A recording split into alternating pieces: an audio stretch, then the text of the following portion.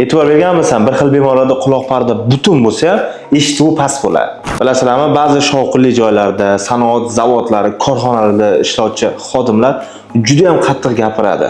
Buni asl sababi esa ularda eshituv past bo'ladi. Qisqa qilib aytganda esa buni xalq tilida kasb kasalligi bilan bog'lasa bo'ladi. Doimiy baland shovqin va vibratsiyada ishlovchi bemorlarda e'tibor berasizlar, quloq parda butun bo'ladi. Ulardagi muammo esa orqadagi eshituv nervida. Doimiy baland shovqin va vibratsiya tufayli bu nervlarning o'tkazuvchanligi buziladi.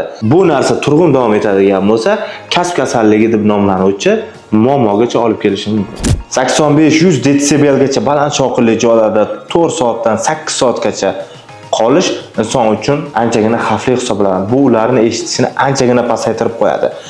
Keyingi 3 detsibeldan qo'shib borish esa hattoki karlikgacha olib borishi mumkin. Unda o'gay shovqinli joyda ishlaydigan odamlar nima qiladi? Qanaqa ishlaydi? Shoshilmaymiz, ularga ham ajoyib tavsiyalarimiz bor. Birinchisi, maxsus shovqin qaytaruvchi quloqchinlar, ya'ni naushniklar. Ular to'g'ridan-to'g'ri baland shovqinlar kelishiga to'sqinlik qilib, eshituv nervi travmasini oldini oladi. Ikkinchisi, albatta tanaffus qilish. Bunaqa holatda baland shovqinli joylarda tanaffus bilan ishlagan ma'qulroq, ya'ni 1 soat ishda va 10-15 daqiqa tinch joyda dam olish kerak bo'ladi. Uchinchisi, bunaqa muhitda ishlovchi xodimlarga doimiy audiometriya, ya'ni 1 yilda 2 marta eshituv nervi o'tkazuvchanligini tekshirib turish kerak bo'ladi. Bu videoni doimiy qattiq gapirib yuradigan do'stlaringizga jo'natib qo'yinglar, zero bu narsaning sababini bilishsin.